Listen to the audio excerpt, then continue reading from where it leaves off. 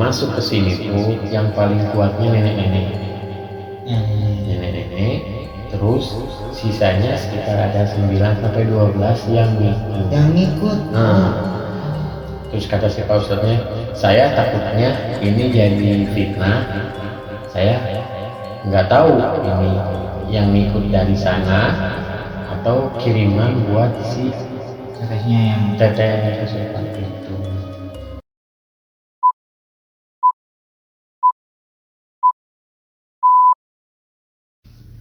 Halo, selamat datang sahabat Dimensi di sesi cerita misteri. Kali ini kita kedatangan tamu yang mempunyai pengalaman mistis yang dirasakan sendiri oleh beliau. Sebelum kita lanjut ke ceritanya, baiknya sahabat Dimensi jangan lupa untuk subscribe, like, comment, and share. Baik, selamat malam Mas. Selamat malam. Bisa diperkenalkan terlebih dahulu pada sahabat Dimensi? Ya, perkenalkan nama saya Ade, biasa dipanggil Pak Ade. Jadi gimana Pak Ade? Ceritanya saya sudah sempat mendengar beberapa sedikit ceritanya spoiler, cuman sahabat Dimensi mungkin pengen lebih tahu. Jadi gini ceritanya, kita tuh kan suatu bisa dibilang komunitas, kelompok atau ririungan lah gitu ya. Kita sering ngumpul, sering nongkrong bareng. Nah, suatu waktu ada salah satu teman kita yang saling cinta. Oke. Nah, awalnya dari sana saling cinta, terus baru menjalin kasih. Nah, setelah menjalin kasih, lama kelamaan si perempuannya pengen ke jenjang yang lebih serius. Oke. Nah, si laki-lakinya menyanggupi permintaan si perempuannya, tapi si laki-lakinya kayak mau ngulur-ngulur gitu. Mengulur-ngulur, si perempuannya pengen segera, laki-lakinya mengulur. Nah, suatu waktu si perempuannya memaksa buat ketemu orang tua laki-laki. Ngajaklah kita Teman-teman satu komunitas. teman-teman komunitas itu sekitar 7 orang lah. Saya, pacar saya, teman pacar saya sama suaminya dan temennya si cewek itu. Karena kejadian ini kan 7 atau 8 tahun yang lalu, saya masih pacaran sama istri saya sekarang gitu. Sudah jadi istri sepertinya? Iya, sudah punya istri, 2 anaknya. Nah, setelah kita persiapkan, kita berangkatlah ke sana. Berangkat ke lokasi rumah si laki-lakinya. Nyampe di lokasi, terus ketemu sama orang tuanya, ngobrol. Maksudnya kedatangan ke sana mau ngapain, terus mau memastiin ini anaknya saling mencintai, pengen melaju ke jenjang yang lebih serius. Orang tuanya menyetujui, tapi orang tuanya juga minta waktu buat mempersiapkan resepsi yang seperti itulah, undangan-undangan saudara-saudaranya, karena kan pada jauh-jauh saudaranya gitu. Setelah ada keputusan itu, seneng lah si perempuannya, si laki-laki juga seneng. Nah, pas kita pulang aja ya, pulang. Nah, beberapa bulan berikutnya, sekitar berapa ya, 4 sampai 6 bulanan lah, saya karena kejadian udah lama nggak tahu, 4 sampai 6 bulanan si perempuan itu nanyain lagi, ini kepastiannya gimana, sudah lama seperti ini tapi kok belum ada kejelasan, belum ada jawaban yang pasti, cuman ia menyanggupi tapi tanggal hari bulan dan tahunnya belum ditentuin gitu. Nah, pas udah galau lah ya, bahasanya mah galau, si perempuan itu nanya terus ngedesak, si laki-lakinya menghindar. Saat itu menghindar, sempat menghilang, jarang ngumpul lagi. Setelah itu lihat si perempuannya kasihan kan, terus si perempuannya coba buat kita datang lagi ke sana sekali lagi, kita pastiin aja daripada saya digantung seperti ini gitu. Diajak ayo tapi nggak ada kepastian, nggak ada jawaban yang pasti. Nah setelah kita kumpul, kita rencanakan, kita waktu itu berangkat hari Jumat pagi. Kita berangkat ke rumah si cowoknya hari Jumat pagi. Kita berangkat, terus Jumatan di jalan karena keadaan saat itu macet. Jumat di jalan, setelah Jumat deket lah, hampir sekitar 1 jaman lagi ke lokasi. Kita makan dulu. Nah kita setelah selesai makan, tiba-tiba salah satu mobil kita mogok. Yang anehnya, mobil baru, mobil fresh lah, tapi kok tiba-tiba bisa mogok. Tiba-tiba mogoknya. Tiba-tiba Tidak ada mogok. kerusakan atau Nggak ada, diperiksa sama teman kan, ada yang ahli otomotif, nggak ada kerusakan, cuman kenapa bisa nggak jalan gitu. Buat mempersingkat waktu, ya udah kita masuk satu mobil aja semua. Jadi 7 orang itu satu mobil semua masuk situ. Itu keanehan pertama, mobil yang tiba-tiba mogok. Nah pas setelah selesai makan, semua masuk mobil yang satunya, kita jalan, nyampe lah Gapura pedesaan itu. Oh, pedesaan. Maaf sebelumnya ini rumah cowok itu di masih perkotaan apa? Oh, lokasinya kebetulan ya bisa dibilang di ujung gunung gitu lah. Kaki gunung. Kaki gunung. Soalnya kan gunung. pas pertama kali ke sana tuh kayak yang ini bener ada rumah ke sini gitu. Aneh itu kayak gitu. Tapi ada bener, kita nyampe ke sana cepat. Nah, ini yang kedua udah nyampe Gapura, ada keanehan yang kedua. Masuk ke Gapura, kita biasa kan, kita biasanya kalau dari Gapura ke rumahnya sekitar 5-10 menit. Kita udah masuk Gapura kayak dibikin linglung, Bikin tersesat gitu. Dibikin tersesat. Kita muter-muter balik lagi ke situ, nanya lah, kita tuh nanya, ini kan kita udah sering kesini, kenapa sekarang susah kesini? Terus si perempuan yang pasangannya itu bilang gini, tadi saya komunikasi sama dia, saya mau ketemu, saya udah di jalan mau nemuin dia sama keluarganya. Nah di situ udah mulai kejanggalan di situ. Wah, kayaknya ada sesuatu nih, si laki-laki nggak mau ditemuin. Nah kita masih biasa aja sih sebenarnya, cuman karena sekali, 2 kali, yang ketiga kalinya masih tetap seperti itu, baru kita mikirnya ke sana. Kita kayaknya nggak boleh ketemu sama dia, dibikin linglung gitu. Kita muter-muter aja di situ sekitar 1 jaman lah. 1 jam. Udah belok kiri salah, belok kanan salah, lurus ada belok kanan, balik lagi ke situ. Aneh. Nah pas setelah kita lelah, capek, nggak lama suara azan asar. Nah setelah azan asar itu kayak jalan tuh kayak kebuka gitu. Kita tuh tahu jalan ke sini gitu. Jalan aja, setelah dengan azan asar jalan 5 menit dari titik situ nyampe ke rumahnya. Nah itu kan kejadian buat saya 2 kejadian aneh ya. Jadi waktu sampai ke rumah cowoknya itu masih di sekitar asar. Iya sebelum asar lah. Sebelum asar. Pas masih kita tersesat itu sebelum asar. Nah pas kita udah kecapean, kedengaran azan asar, barulah jalan tuh kayak kebuka. Kita nyampe 5 menit dari situ nyampe ke rumahnya. Oke, luar biasa di situ.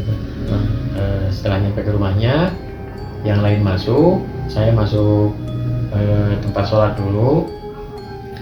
Nah setelah beres sholat, kita masuk, ada keanehan ketiga. Kita tuh kayak disuguhi makanan yang di luar dari kebiasaan kita gitu. Di luar kebiasaan tuh maksudnya? Kayak seperti kalau pisang kan biasanya pisang Ambon ya. Oh iya. Ini pisang yang suka dipakai buat sesajen. Sesajen? Nah, nggak tahu lah pisang apa namanya, ada kayak ya pisang gitulah, aneh. Nah setelah itu terus ada kopi, padahal kita nggak minta kopi, nggak minta apa, udah ada kopi di situ. Normalnya kan harusnya disuguhin Nawarin dulu putih, kan mau Oke. minum apa gitu. Ini enggak, kita datang udah ada itu semua. Nah saya sama pacar saya saat itu keluar aja ya, saya mau foto lah, mau karena pemandangannya bagus di situ gitu. Saya naik ke atas jalan kaki, terus foto-foto aja biasa gitu, nggak ada masalah, nggak ada gimana.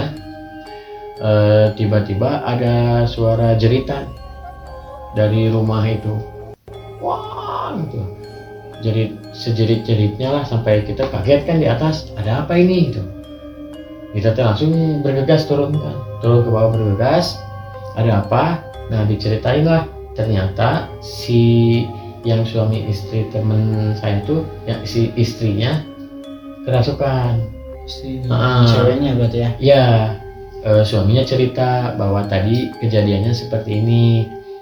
Jadi si pasangan yang pengen menikah ini berargumen, yang satu pengen cepet si perempuannya, yang lakinya sabar nunggu kesiapan dan lain. Wah, saling berargumen. Terus dilerai lah sama suaminya. Suami yang istrinya kemasukan, dilerai sama suaminya. Mungkin karena istrinya itu kan seorang perempuan nggak bisa kayak emosi yang meledak-ledak, jadi kayak dipendam gitu, kosong, langsung kemasukan. Kejadiannya kayak gitu sampai kedengeran pas saya di atas teriak. Saya turun, udah agak tenang tuh istrinya.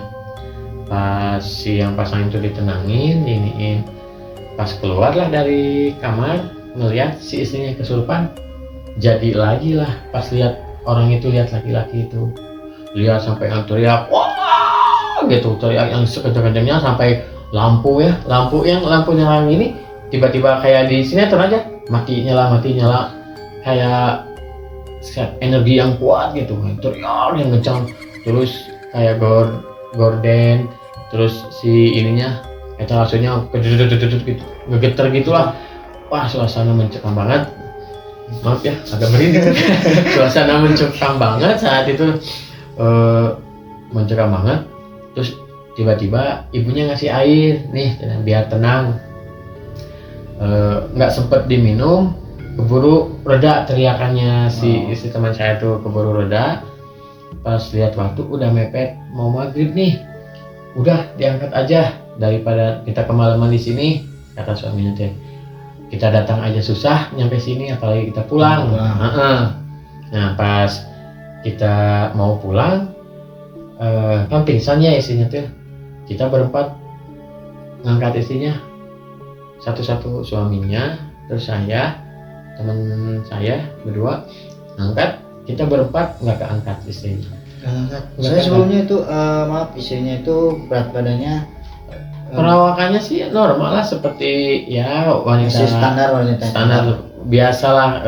Berat badan nggak berat banget gitu, masih ya kalau normal gitu, dalam keadaan normal mungkin suaminya itu bisa angkat sendiri juga gitu. Nah saat itu dia pingsan, diangkat sama berempat, nggak keangkat nih, kok berat banget gitu. Saya udah coba baca-baca yang saya bisa, tetap aja nggak keangkat. Udah capek, tiba-tiba ada orang situ yang menawarkan bantuan. Kenapa bisa saya bantu? Ini mau pindahin ke mobil, udah saya aja yang angkat, bilangnya kayak gitu. Perawakan seperti angkat ini ya, kecil, dengan enaknya naik gitu, diangkat, bawa aja ke mobil. Kita heran-heran berempat itu, kok bisa ya? Kita berempat yang segar, yang kuat, ngeliat itu kecil sendiri bisa keangkat. Sedangkan yang berempat bisa keberatan. Nah situ kan udah bertanya-tanya, ada apa sih di sini gitu. Sampai pada akhirnya udah masuk mobil, kita semua pamitan. Terus si yang angkat itu ini air dari ibu, bisa lupa bilangnya kayak gitu. Masuk ini ke mobil. Nah, katanya ibu biar tenang, si tetehnya, kata si ayah angkat itu. Oh iya, kita bawa, kita pulang lah. Nah pas pulang di perjalanan, tiba-tiba ada pohon yang udah melintang di tengah jalan, sama seperti halnya pas kita berangkat ya. Kita muter nggak nemu jalan di desa itu. Kita udah panik, udah takut. Tiba-tiba yang tadi ngangkat datang bawa motor. Kenapa? Ini kita nggak bisa keluar. Oh udah, ikutin saya aja. Akhirnya kita ngikutin dia. Pas keluar dari gapura, pas azan maghrib, udahlah kita nanti istirahat di tempat makan yang tadi. Sekalian lihat mobil awalnya itu gitu. Keluar gapura, terus masuk ke tempat makan. Saya ke belakang dulu, kayak dulu.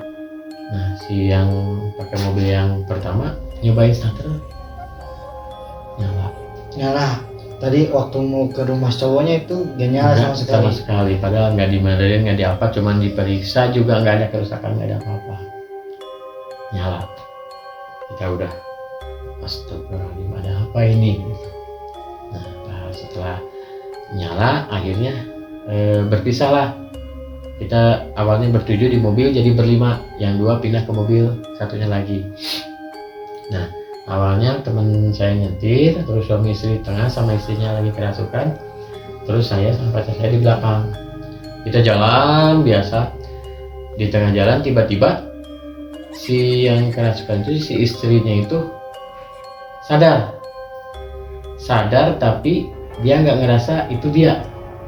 Tapi dia jadi sadar kayak tapi masih tetap sadar tapi berbentuk orang lain, sampai dia bilang, kenapa tangan saya kayak gini, kenapa tangan saya keriput kayak nenek-nenek gitu. Ya, kenapa? Terus dia tuh bilang ke suaminya, ih kok tangan saya gini. Kata suaminya teh, nggak apa-apa gitu. Nah, pas nggak lama lagi dia tuh nyadar lagi, suaminya agak lama-lama kok kepanasan nih. Dia minta tuker sama supir, yang supir di depan, tolonglah tuker, saya di depan nyetir. Nah, suaminya nyetir, terus saya paling belakang pindah ke paling depan namanya suaminya. Nah, yang supir itu di tengah. Nah, di tengah perjalanan tiba-tiba dia ketawa kayak nenek aja. Ketawa kayak gitu.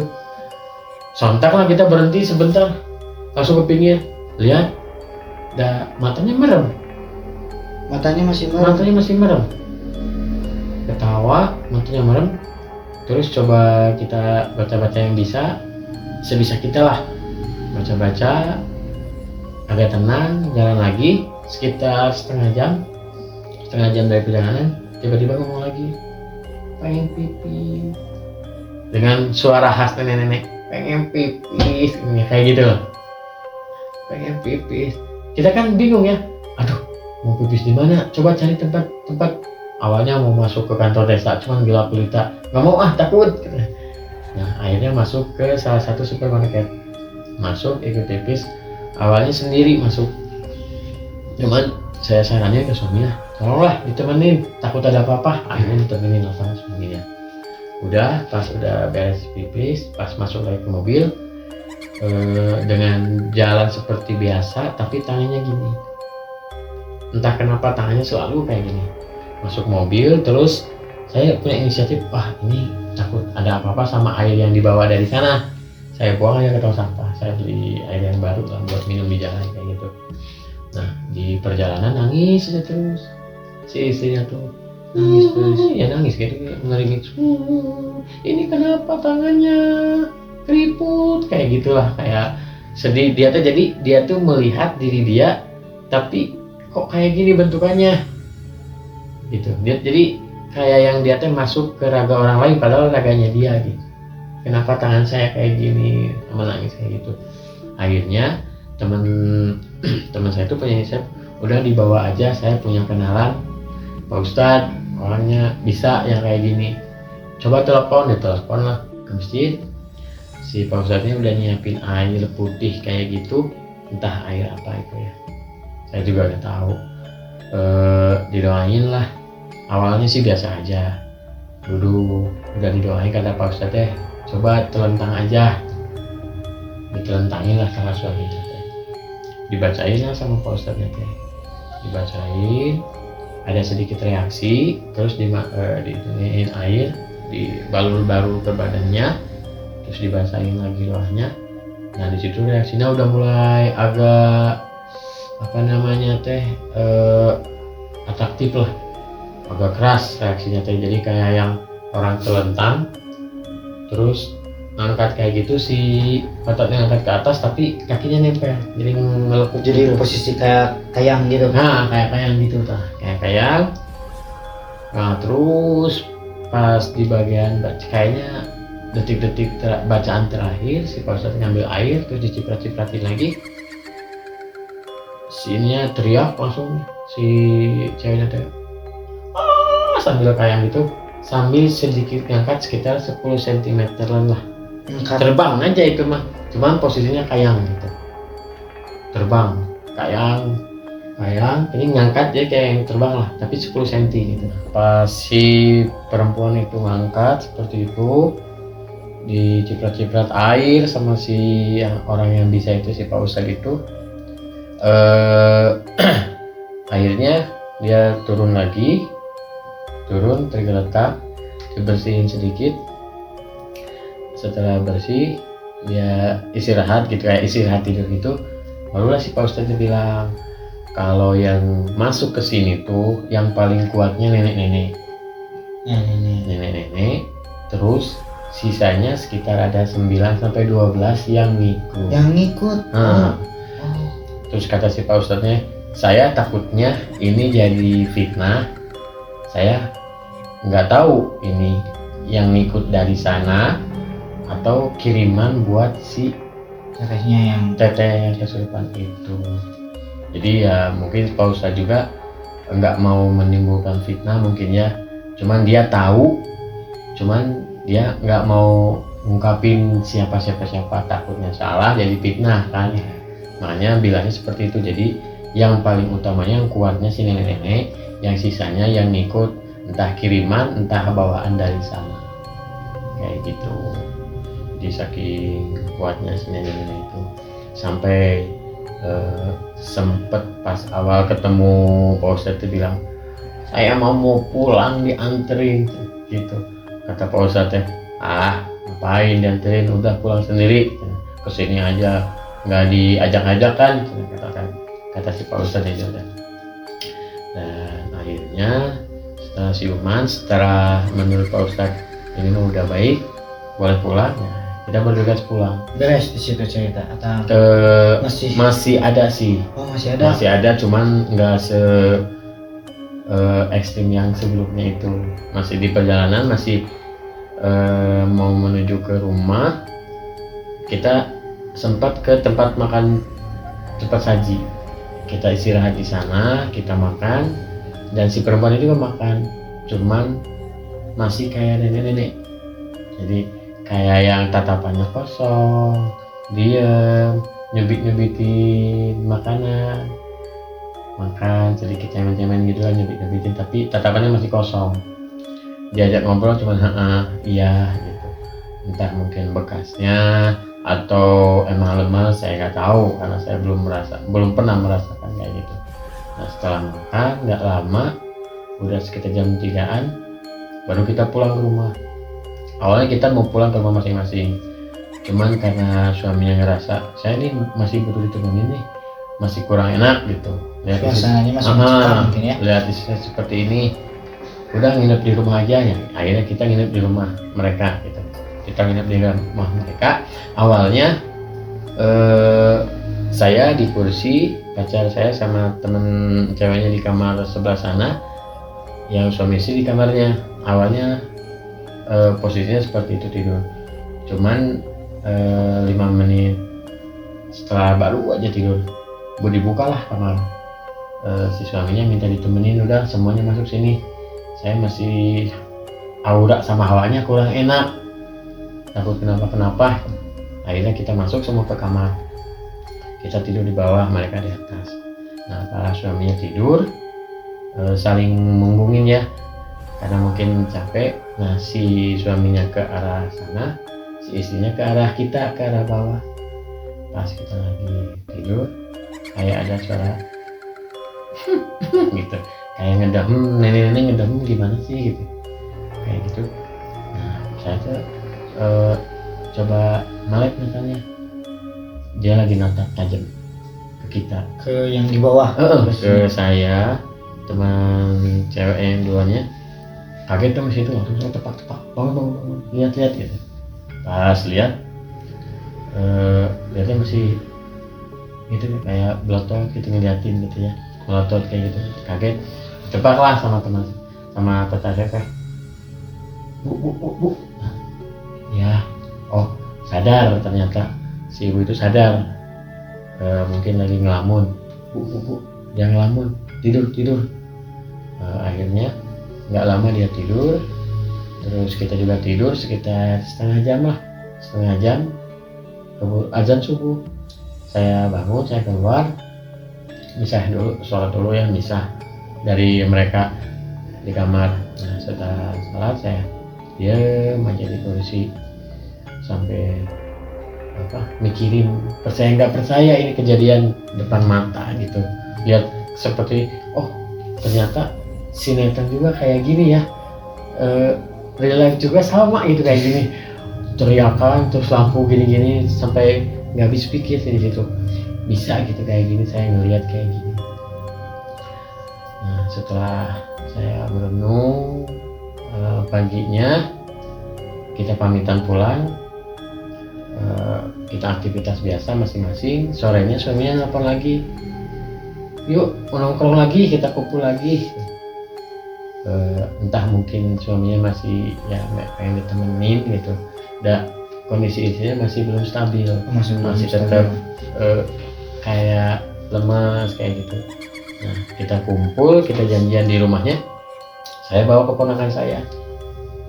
Pas kita masuk ke pagarnya, turun keponakan saya dari motor, loncat, terus bilang ke saya, oh apa itu di atas siapa? Enggak ada siapa-siapa, ada tadi nenek-nenek. Langsung kita lihat-lihatan gini kan, nenek-nenek gitu. Mana nggak ada tuh, loncat pohon cina. Udah kamu mah kita orang dewasa yang pura-pura nggak lihat aja atau pura-pura tahu, karena emang kita nggak tahu ya, yang tahu cuma anak kecil. Kita anggap anak kecil halusinasi lah gitu, biar kita bisa enjoy. Udah loncat pohon, kata ponakan saya itu. Udahlah kita ngobrol aja, kita biasa ngobrol biasa seperti itu. Belum kondisinya kan belum bisa diajak ngobrol yang bercanda gitu, masih masih tatapan kosong sedikit. Kalau diajak ngobrol masih nyambung. Udah mulai nyambung, cuman tatapannya masih bukan dia gitu, masih kayak ya gitulah, kayak bisa dibilang kayak ada sedikit mata nenek kayak masih ada. Tapi sampai sekarang istri teman akang itu lebih baik apa masih? Itu teh lihat fresh mukanya, lihat kondisinya seminggu lah, baru kelihatan udah kayak ya biasa gitu. Ya lepas ya. Kayak lepas kayak gitu ceritanya. Jadi sahabat dimensi, dimanapun kita berada, apalagi di daerah yang masih di pegunungan, itu harus masih kental suasana dimensi lainnya. Berharap hati-hati, jaga-jaga, selalu berdoa, dan lebih baiknya jaga sopan santun juga. Ya betul. Jangan terlalu banyak pikirannya kosong kalau dengan kayak gitu. Ya bisa jadikanlah pelajaran dari cerita kali ini ya. Terima kasih sudah mendengarkan sahabat dimensi untuk cerita kali ini. Jika kalian suka, bisa like, comment, share, subscribe, dan aktifkan notifikasi loncengnya. Terima kasih, Kang Ade. Sama-sama.